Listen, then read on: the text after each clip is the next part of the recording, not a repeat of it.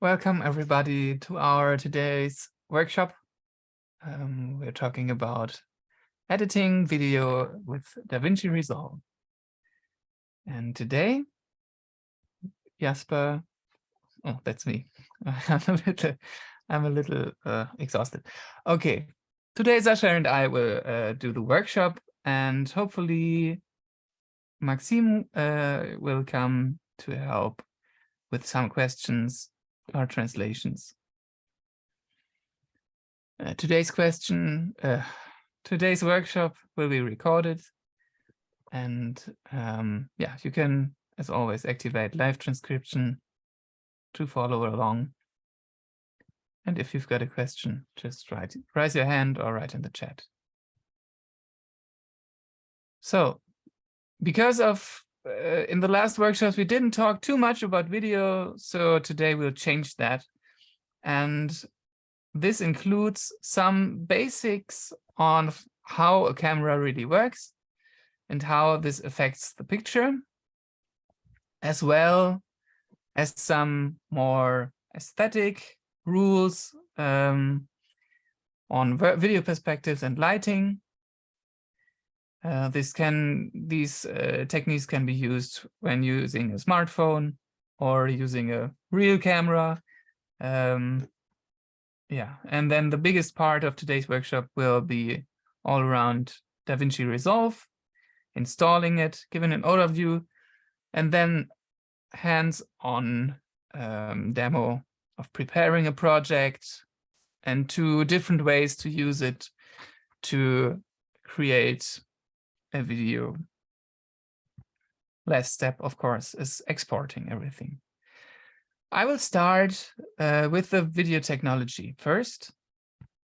You might know this kind of wheel on some cameras. Today we're going to switch from this auto mode to manual mode and take a look at the 3 most important settings. Before we do that, a very simplified representation of a camera. The object, light hits the object and is then reflected into the camera, where we've got a lens that focuses the light onto the sensor. The light passes through 2 things. First, this hole called Aperture. You can change the size of this hole, and this affects the picture. And the shutter, which opens and closes multiple times per second to leave the light through only during these times. On the sensor, this light is then recorded and sent to a signal processor who can store the pictures. Very, very basics of how a camera works, but it helps to understand the following things much better. When shooting a video, you want to make sure that the picture has the right brightness. And the brightness is determined by 3 different things. First, the aperture. So the hole that the light is coming through, the bigger the hole, the more light, the brighter the image. The shutter speed, which it's just how quick this hole opens and closes. And lastly, the ISO, or gain, which is just the amplification of the signal on the sensor. Yeah, we'll look at all these 3 things in more detail, but before we do that, I want to give you one more information about the white balance. You know that, yeah, the light has a different color if you're during the day than during the end of the day, where it's maybe a little more red, and during the day it's more blue. And this kind of changes the color of all the objects that are in the world. But if you look at a sheet of paper, it's white no matter what time you look at the sheet of paper. And yeah, your brain just works out these differences in the light temperature, and the camera can do the same thing. there's a button that turns this white balance automatically correctly. And this works very well. So even though there is a manual mode, we would say just use the automatic mode. It works fine most of the time. Okay, let's look at the shutter speed. The shutter speed, as I said before, determines how long the sensor is exposed to light. And this, of course, this how long is the unit will be seconds. So 1/100th of a second, 1/50th of a second, and so on. And of course, the longer the shutter, the brighter the image. Unfortunately, this shutter speed doesn't only affect the brightness, but also the motion blur. I've got a nice picture here showing you what this means. If you've got a very long shutter speed, then fast-moving objects will move during the time of the recording of the photo, and so they blur. And you need to have really, really short shutter speeds to not have this. For example, to see the blades of this fan, and just not a white circle, but the individual blades. But this is nothing, motion blur is nothing bad. Actually, you experience it all the time as your eyes are also not fast enough. So it's kind of natural to have some motion blur. So there's a rule of thumb for the video of how to set your shutter speed. The shutter speed should be half the frame rate. So if the frame rate is 30 frames per second, the shutter speed should be 1/60th of a second. Just a rule of thumb to help you get a good image. Next, the aperture. As I said, it's just the size of the hole that the light is coming through. And the unit here is these f-stops. And here it's not so intuitive, because the smaller the number, the wider the aperture. And the wider the aperture, the brighter the image. Pretty clear. And here also, not only the brightness changes, but also the image. So the aperture also changes the depth of field. And I've got an example for this as well. So depth of field just means how deep is the range of focus. For example, in this picture, you can see the trees in the background are pretty sharp. And of course, in the foreground as well, with a very small aperture. With a very big aperture, we've got a very, very blurry background, and only the leaves are sharp. You can even see that not all the leaves in the foreground are sharp. These in the background are already a little not sharp, in contrast to this, where it's sharp all the way here. So really, the distance to the camera where it's really sharp is very small, and this creates these beautiful blurry backgrounds called bokeh. There are different ways to pronounce it, and I'm not sure what's the right one. So the nice thing about these bouquets is that you don't, the background can really be a background. So the separation between the thing that should be sharp and the background is really great. You really focus in on the thing that is sharp, and the rest is not so important. So this is something to play with to see, to get different results. Okay, lastly, we've got our ISO, which is just the sensitivity of the sensor.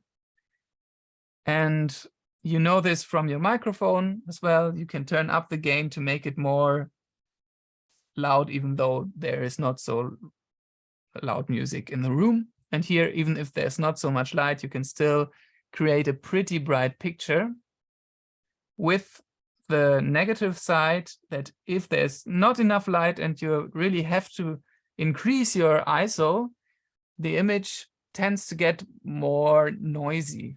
On the right side, we've seen a very high ISO setting, and on the left side, a very low ISO setting. And you can really see this grainy texture that's all over the picture that can be very distracting. And here, it's not the case. So if you're changing the ISO, you need to be aware of that problem. So if you've want to set the right brightness for your picture, you've got your fixed shutter speed, then you change your aperture to make it brighter or less bright. And if this doesn't help, the last thing to change would be the ISO, because it will get noisy if it's too high. This was the most technical part. The next one is more aesthetically interesting, but has some technical aspect to it. I'm talking about the focal length. You know this maybe as an optical zoom. So some cameras, you can change the lenses, and every lens has either one focal length or you can change the focal length.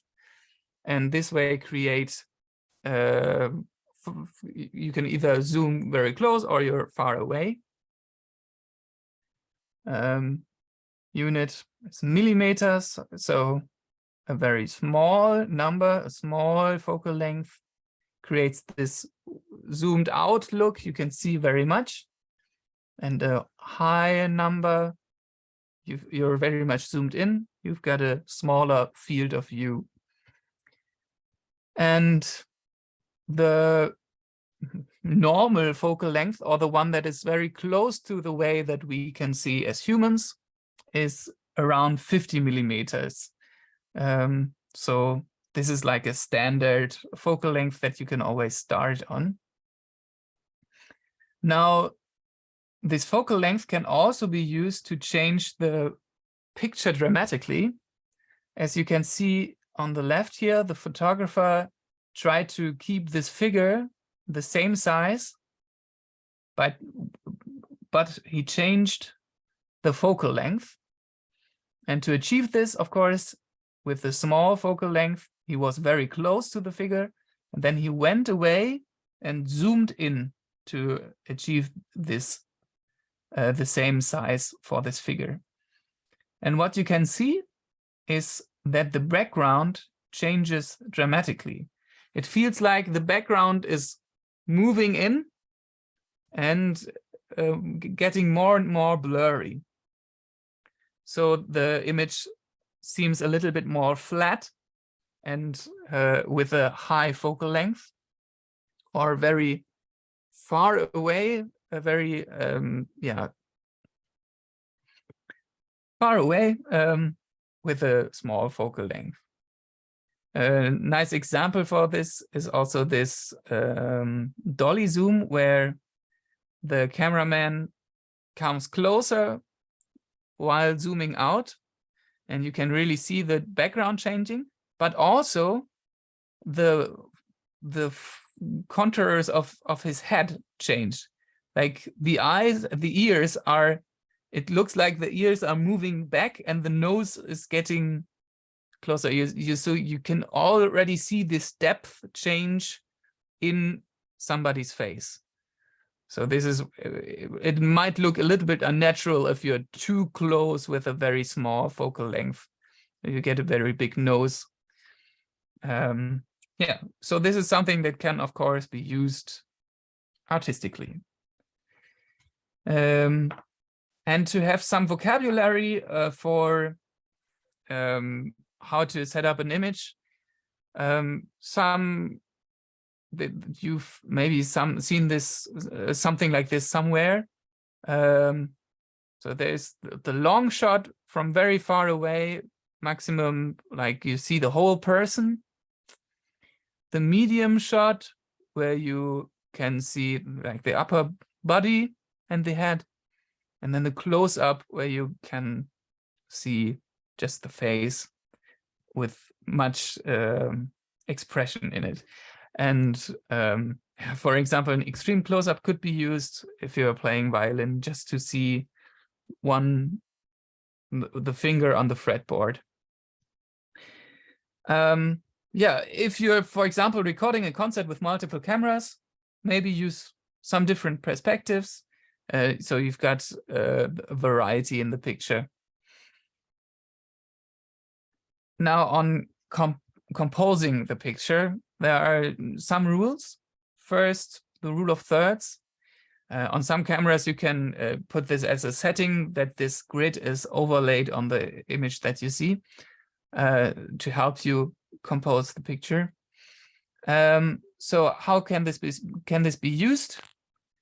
Usually it looks quite nice to just place the objects that you're trying to capture on these lines, or even better, on these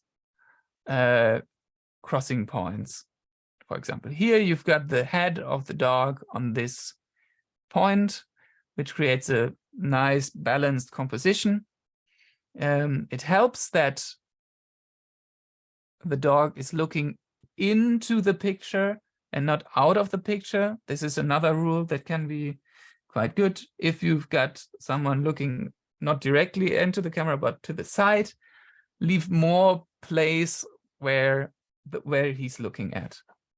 Also make sure to maybe not use too much headroom, headroom being the place between the head and the end of the frame, because this can maybe look a bit unnatural. I can try to, so when I'm doing, now my head here is completely in the center, and it looks kind of stupid to have this much room up top.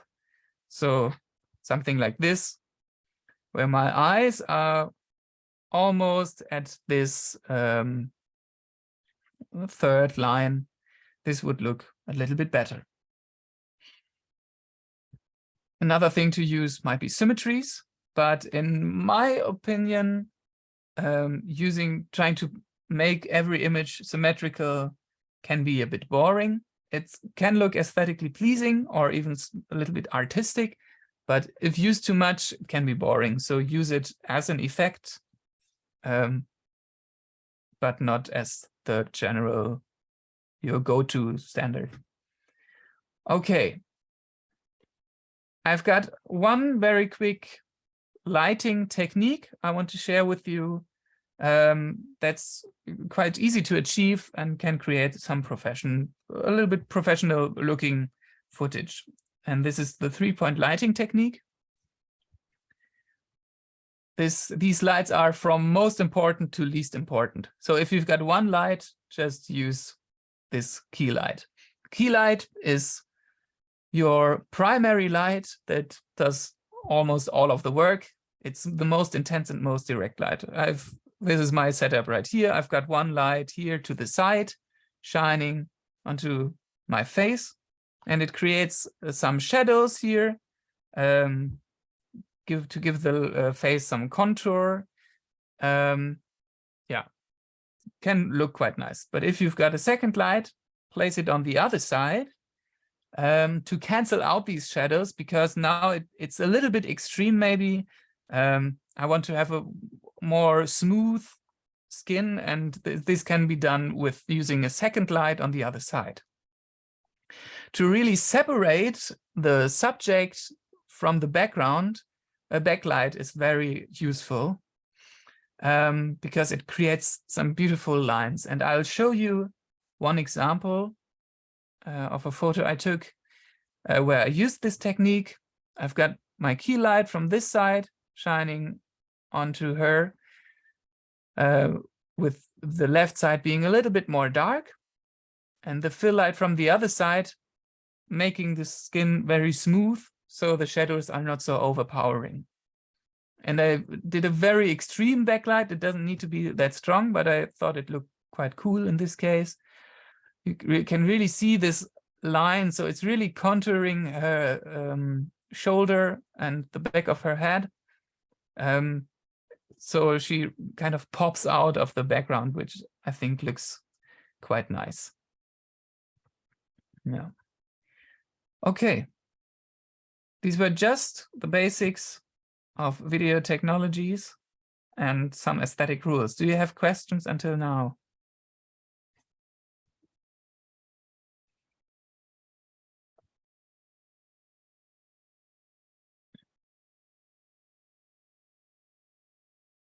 Okay. Then, if you've got later still some questions, of course, you can ask then. Let's hear Sasha talk about DaVinci Resolve.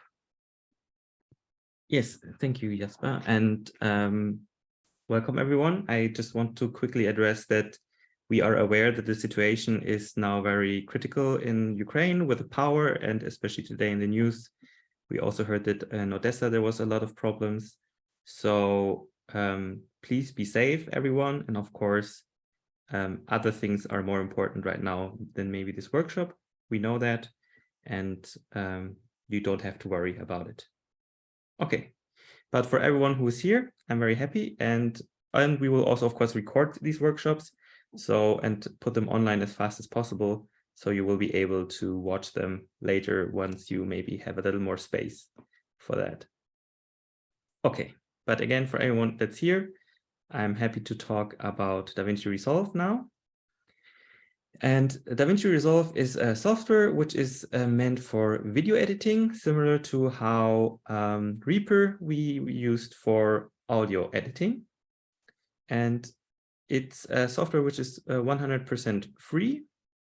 So you can download it, you can install it, and you can use it without paying anything, which is great, because the software is also very, very good and very professional.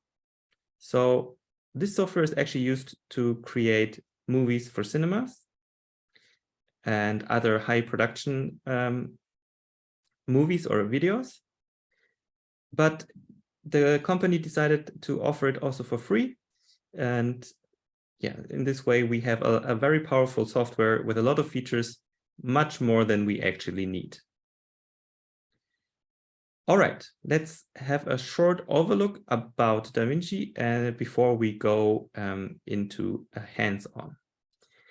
So when you open the project, similar to how there are different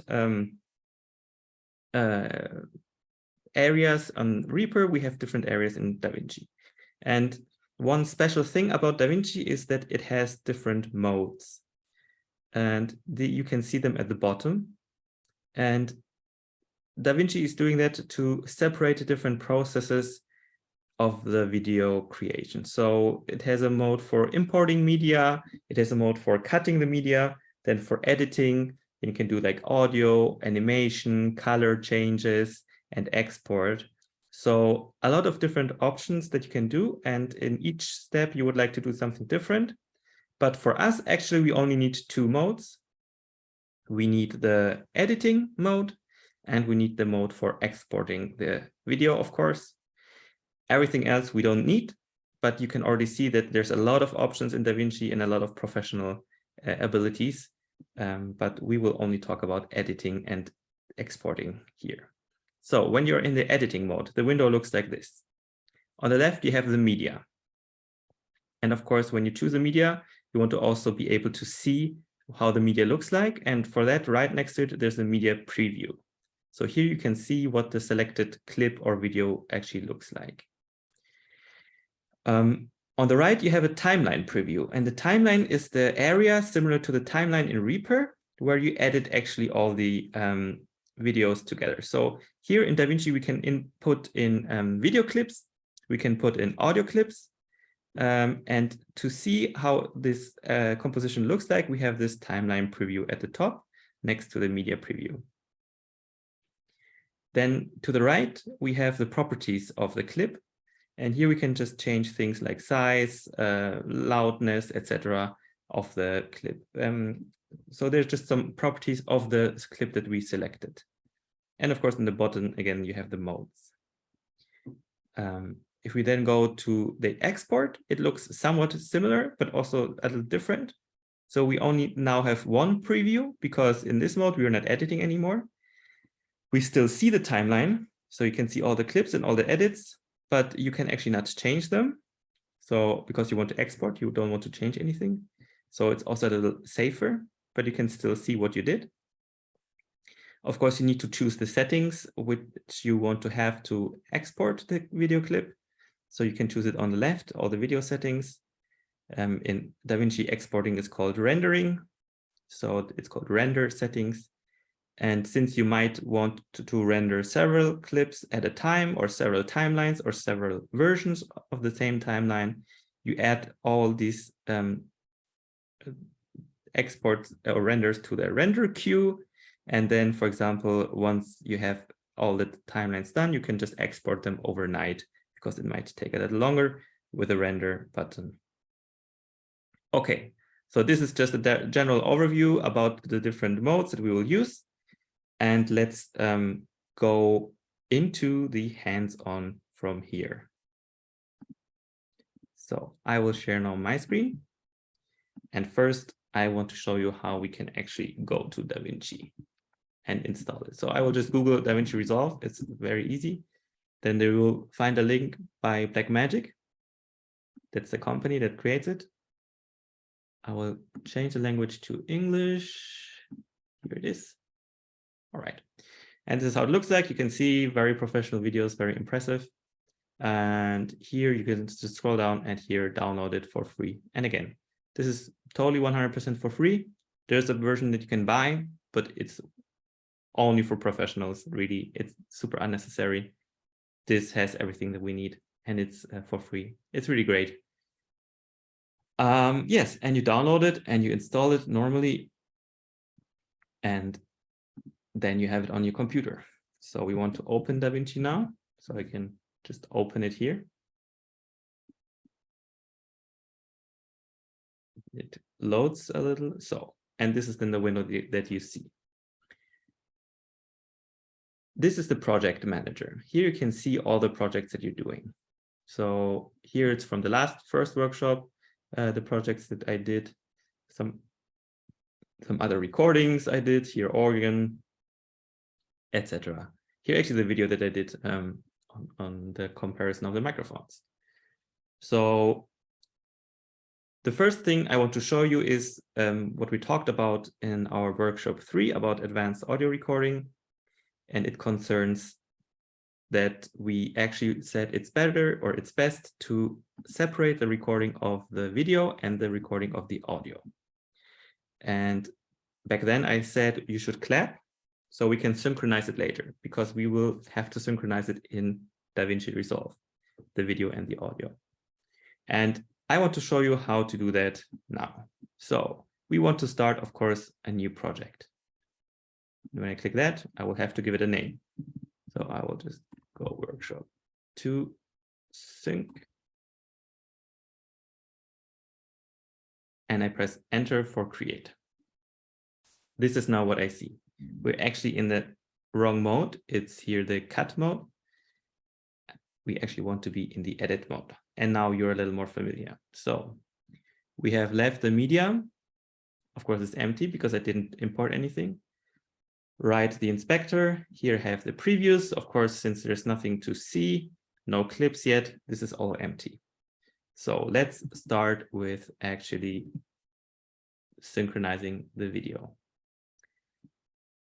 I always recommend importing the video first. And here I have just a video file with some recordings I did. And importing it is very easy because you just drag it into the media here. And you can see that there's a small plus.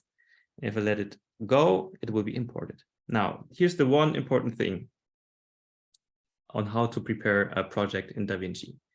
Once you import it, it can be that it asks you to change the project frame rate, because we were talking about frame rates and we said that 30 FPS is the best for our use case. And it may be that the DaVinci is set to another frame rate. That's all good. Because DaVinci is smart enough that when you import a media with a different frame rate, it will ask you. So it's very important that this frame rate is the same, but DaVinci is smart and asks you, hey, the frame rates are actually different. Should I change the settings? And you want to do that and click change. So yes, we want to change it. And this can only be done once for the whole project. Once you change it, it cannot be changed later. So it's important to click it here in the beginning right away. And this is why it's also good to first import the video, because with audio, when you import it first, it thinks audio does not have a frame rate. DaVinci thinks it has a frame rate. It's complicated, so don't do that. Import the video first, click change, and it will be everything will be good. Of course, you also want to import the audio. This is the audio that I did recorded with the external microphones. And sometimes it does not work. Now it worked. All right. And now you can see I have some video clips here, and I have one audio clip. And if I double click it, I will have it here in my preview.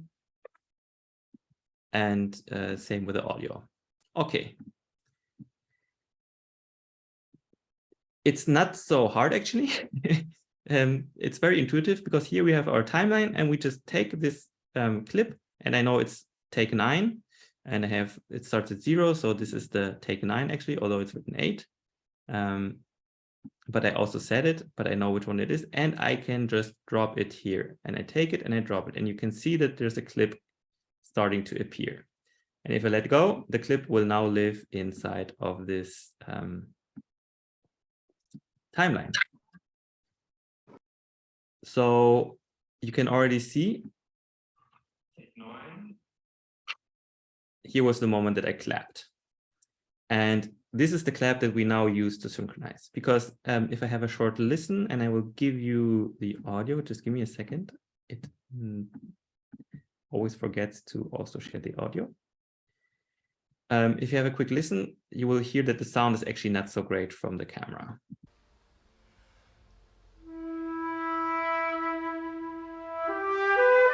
Okay, so it sounds okay, but I have external microphones which are positioned much better, and they're actually these ones. So let's also drag them here. It's very easy. We just take it, drag it, and place it underneath our other recording.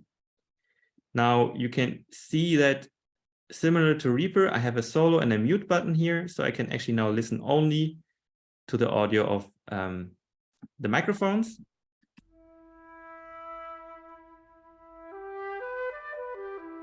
Okay, it's a little quieter, but it actually sounds much nicer. I think maybe a good position to hear it is also here. So you could hear the clap, but you already noticed that something is wrong, because I was clapping here, but you couldn't see me. So the problem is that we're not synchronized. The clap is actually happening here. Now, this is the important thing, and this is why I clapped, is that the clap helps me to synchronize now the video. I can make the zoom here a little bigger. And then you see here, this is the audio from the camera, and I will just make it solo, so you only hear that. Yeah. And this is what's happening on the sound. Nothing, because the clap is here. So it's very simple to just drag it and make sure it's the same here. And I can zoom in very close and make sure that this is now here. And if I listen now, it's actually happening at the same time, and it should be synchronized. Yes. And now it's synchronized. It might be that because of Zoom, it doesn't appear to be synchronized, because Zoom, as we said, it's not so great actually for making these kind of things, but it is good enough for understanding in the lesson. So let's have a listen how it sounded before with the sound of the camera. Yeah, so not so nice. And now we have a cleaner. Yeah, a very nice clean clap. Okay. So of course, we don't want to have the sound of the video anymore. So we just mute the sound of the video here.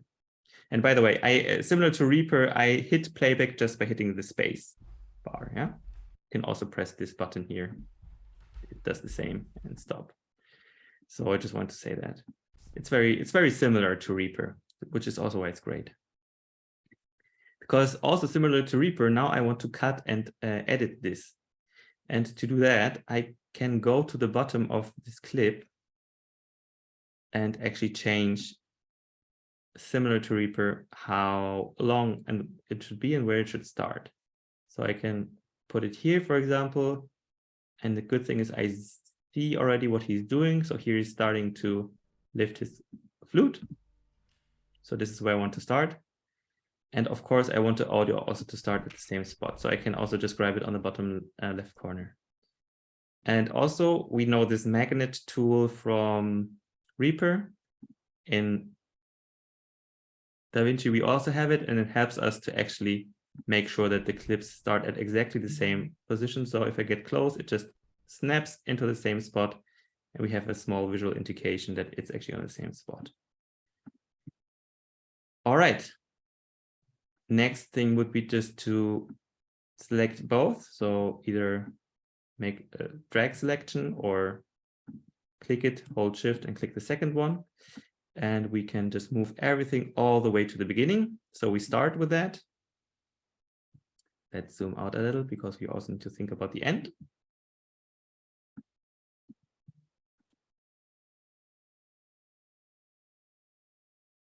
And here we can also then have a listen. Okay. And I think here I would like to stop. So again, I just take it. Oops, this is always something I forget. Of course, I have only to select the first one, short it to this spot, take the audio, short it to this spot.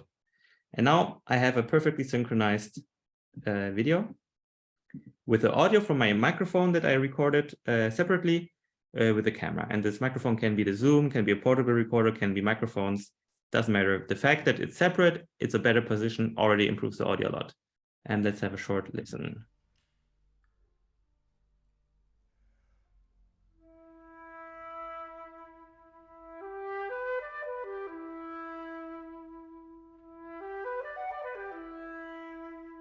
All right, so it's a good sound, it's synchronized, I'm very happy. We can do some finishing touches. For example, I want the video to fade in. And similar, again, in Reaper, it was also on the top. I can make a fade in, and it's the same in DaVinci. So on the top, there's this small thing. It looks like this. And if I just drag it, I will make a small fade in. I can also make a fade out here. And I can do the same for the audio. So we don't have a click. And now it will go from black and fade in, which might be nice. And in this way, you can, for example, if you want to make a competition and you have to send a video, or for your lessons or for your YouTube channel, or if you are, applying at some orchestras, you need to send a video. And this way you can have a good sound, a good looking video, and everything is perfectly synchronized. And it's very easy to do. I did it now for you in like 15 minutes while explaining. So when you're getting used to it, it's like a matter of like 5 minutes to actually achieve that. So this is the first thing I wanted to show you, synchronizing a video and the audio which were recorded with separate devices. Of course, we should always save our project.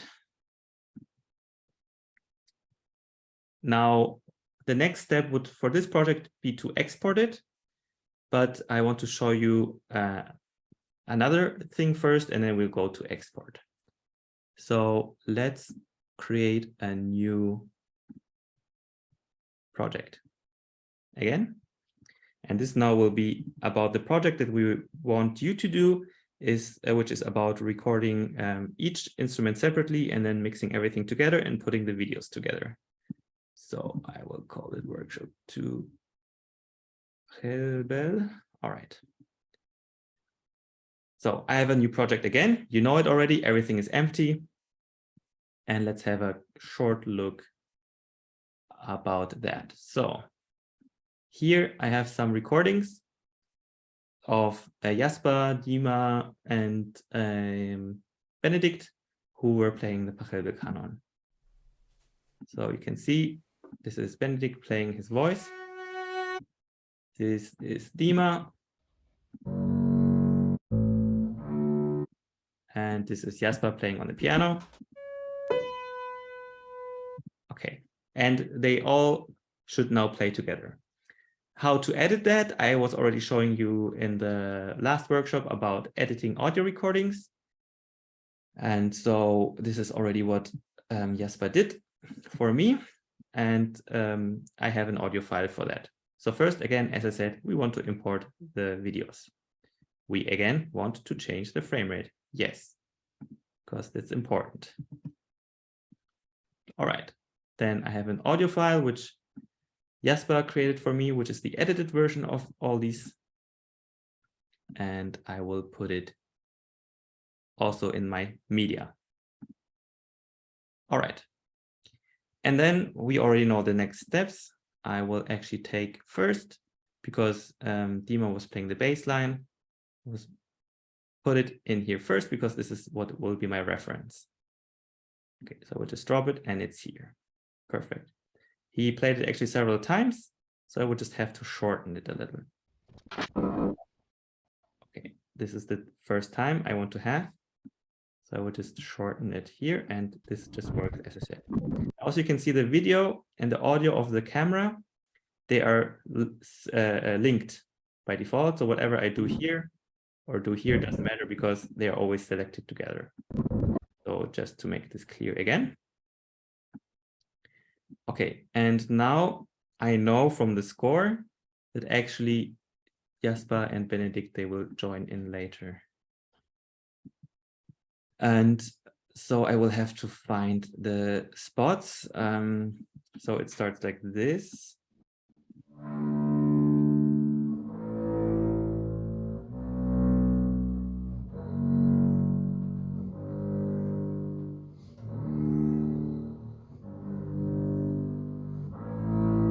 Okay.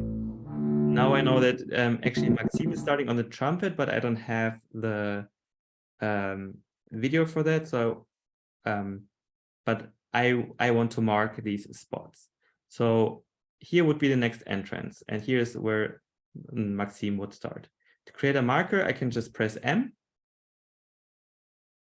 and you can see this small blue dot. And this is where the first instrument would join in. And let's go a little further. So here would be now Jasper actually, and here would be Benedict. Okay, so this is just for me as a orientation. So I know when everyone should join in with the videos. Then let's start to put in the other videos.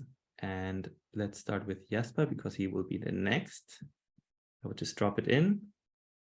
And you can see now that the video of Jasper is on top and the audio is underneath. It's maybe a little weird, but it just goes, you know, like this, but it's still linked. And I can already see that he's starting here. So I will just shorten this clip. And I will roughly position, because this is marker 2 is his spot, I'll roughly position his beginning here. And I just do it roughly for now, because we will need to synchronize everything with the right video, with the right audio. And lastly, Benedict will also join. Okay. We can change the size of the tracks here, and you can see track height. Just make the height a little smaller so I can see everything. And I have to see where he's starting. So let's just shorten it. And he is starting here roughly, which is already roughly on this mark. Perfect. So yeah, around here. Okay, but still we only have the audio of the cameras, which is actually not what we want because we have the audio of the edited version that Jasper provided for me. So we'll just take this audio and put it underneath. And I will just throw it in here. And I do not want to hear these microphones, which are of the cameras, I want to only hear the final edited audio version that we did in Reaper, or that Jasper did in Reaper. Now I have to, again, make sure that it's actually synchronized. And I will start with Dima, because it's the main voice. And already actually looks by accident quite well. But maybe let's just make it a little bigger so you can see. So here you can see that Dima is starting here.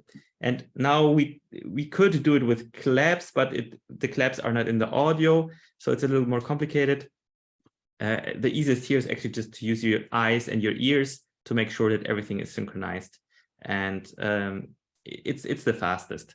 But if you only have one video recording and a separate microphone, then clapping is really just, you saw how easy it is when there's a clap. Okay, so we see here that the sound of Dima starts around here. And I just now have to make sure that the sound of him also starts around here in the edited version of Jasper. I will also turn off this magnet because then I can just move very freely. Okay, and let's just have a look. Again, we have to just see. Okay, for me, the sound comes a little late, so let's just move it a little more earlier. Okay, maybe it's a little too early now. Let's move it a little more back again, but it's already quite good.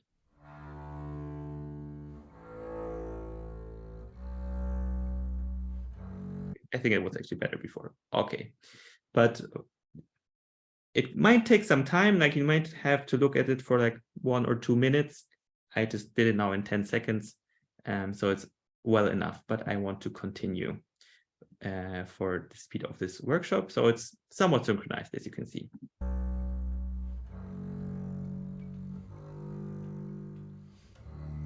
Okay, perfect. Now here comes Maxime. We don't have a video of him, but here next joins in Jasper. And Jasper starts around here. And actually with him, it's quite easy. I will move this track up. So it's next to Jasper's track. And if I zoom in here, actually because piano has such a distinct, such a,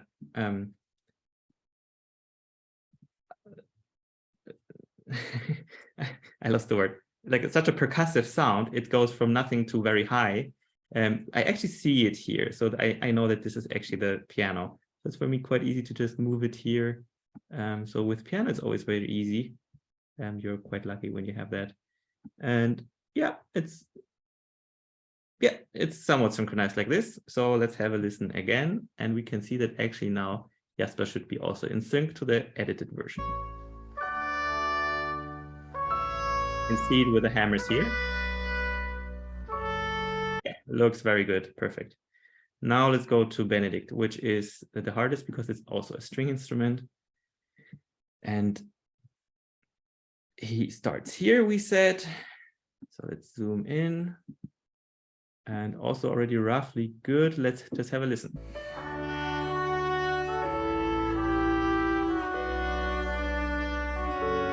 Okay, the sound appears a little late to me. I will just move it a little bit to the front. A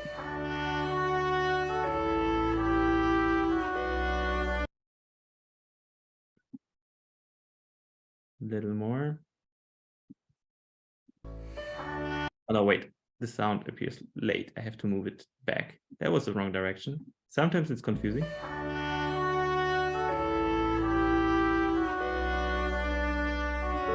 Yeah, that looks good to me. Again, if you take like 1 minute more, you can make it maybe a little more precise. But you're all musicians, you know all how it should look like and how it should sound like. So use your eyes and ears and your experience, and you will quickly see that everything is in sync. Okay, so now we have Dima in sync. We have Jasper, and we have Benedict. Now the issue is in the picture, I only see Dima, and then when Jasper enters, I only see Jasper. And when Benedict enters, I only see Benedict. No, that's not what I want. One solution would be to show everyone. And this can be achieved with the properties that we are already talking about before. So here on the top right, we have the properties. And here I have the ability to change the audio or the video properties or look at the file properties. And I want to make Dima's recording smaller and put him in the top left corner. Now I know, because I already prepared, that I have to enter 0.5 here, and it will scale the width by the half and also the height by the half.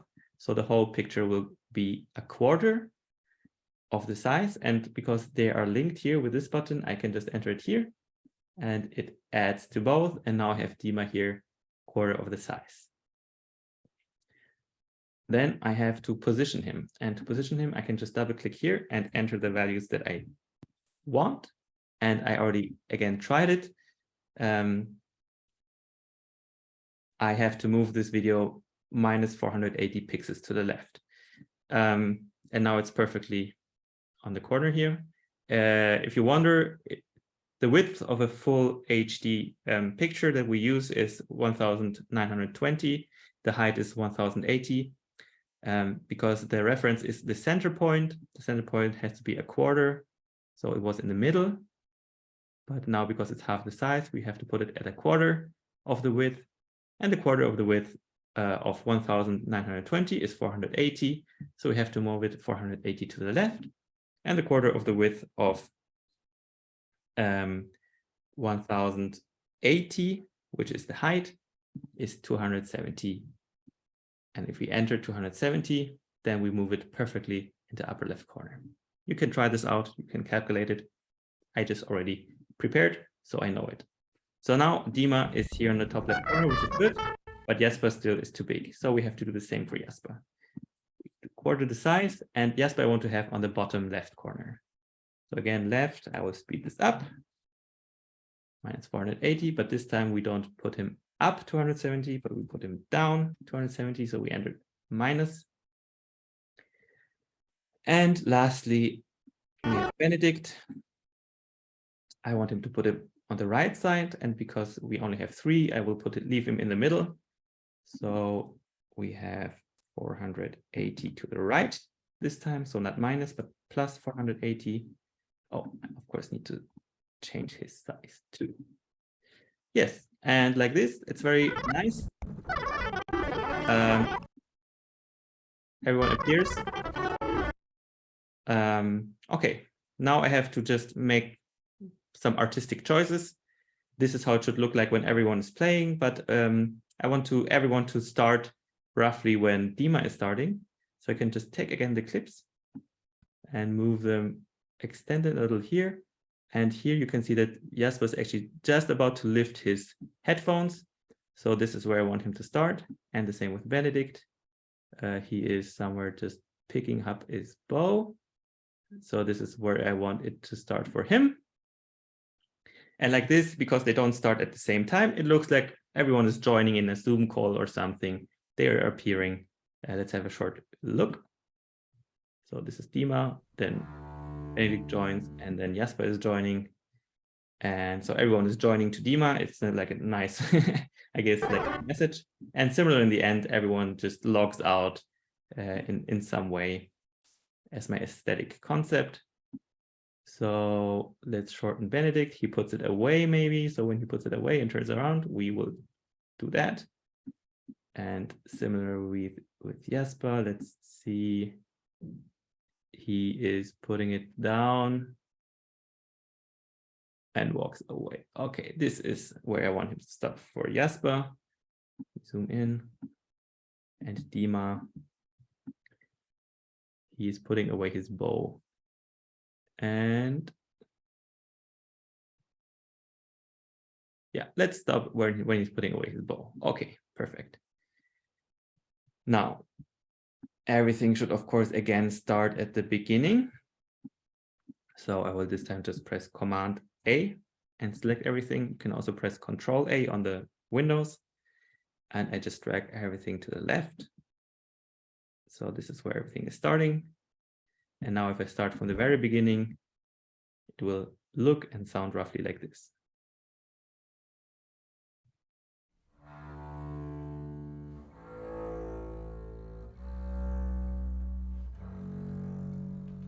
Okay, now Maxim is joining, but we don't have the video.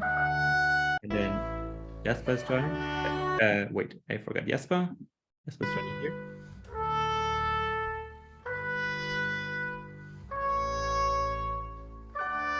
All right, and then Benedict is joining. All right, and now in the end, everyone is leaving.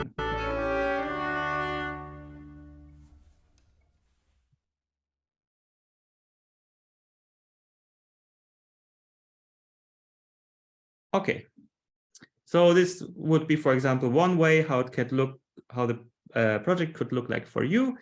If you did a quartet, then this kind of arrangement is maybe nice. You can do it differently. You can change the sizes. For example, in the beginning, when only Dima is playing, you could show him full.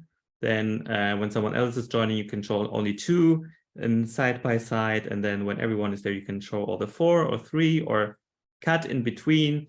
However you like. This is totally up to your creativity. This is just one way how this project that we proposed could look like, but it does not have to look like this. Now we want to export, and for export, I press deliver. Sorry, I didn't actually want to click, so let's go back. And so deliver, you see in the modes on the bottom, and you can see that there's written deliver, and you press deliver, and we are going to the deliver page. Again, here's your timeline, but you cannot actually change anything. So when I try to drag, nothing happens. And it's just for me an overview of how it actually looks like. Now to export something, I would recommend you to just use one of these presets, and I would recommend you this H264 preset. It's a high quality export. I just click it in the beginning and it will set most of the settings already for me. I will change the file name to something that I want, for example, workshop 2 Pachelbe. I have to, of course, choose where I want to export it to. So I want to export it here in our workshop and the folder exports. You can see already from the first workshop, the video file that was there. And here, you don't need to change actually too much. The only thing that I would recommend you to change is to choose as a format, not QuickTime, but MP4. QuickTime also works. MP4 is a little more supported. So yes, this would be something I recommend, but it's not critical. Then audio, just make sure the highest possible value is chosen here, 320, because it's a compressed audio file, as we said. And that's basically it. You can click add to render queue. And if you do that, then it appears here. So I will click it now and voila, I have one job here. It shows me where it will be exported with what name. I could now add more jobs, for example, different export settings or different timelines if I made different versions. And once I have added everything, I can just click render all here. And when I click that, it will now start exporting. Now it will take some time. It's not a lot of time. As you can see, it's actually not so long, but I will still have to talk like 10 more seconds for us. And once it's done, it will actually appear here. Yes, and this is now our file here. And I can just open it and you see the videos that I have, together with the audio that Jasper edited in Reaper in the way that we were showing you in the last workshop. And yeah, and how everything hangs together. And everyone is turning out. Now this file you can upload to YouTube, for example, and yeah, send it then to us or upload it to your YouTube channel, send it to your teacher if you did a recording of yourself and needed to synchronize audio and video. etc. You can upload it to Dropbox, whatever. Okay, perfect. What is the situation here? It actually stopped working. All right, this never happened to me.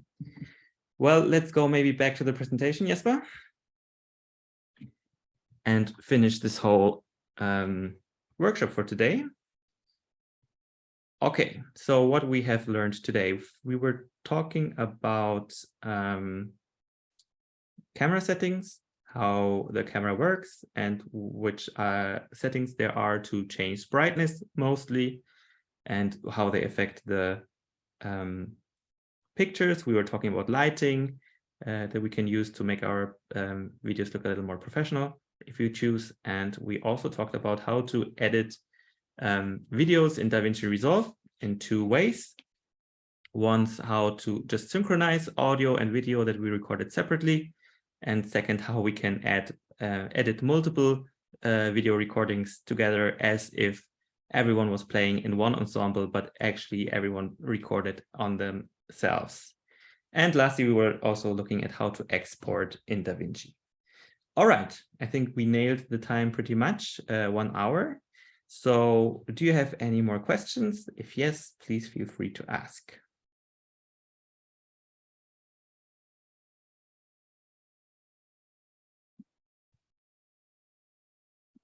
No questions. Okay.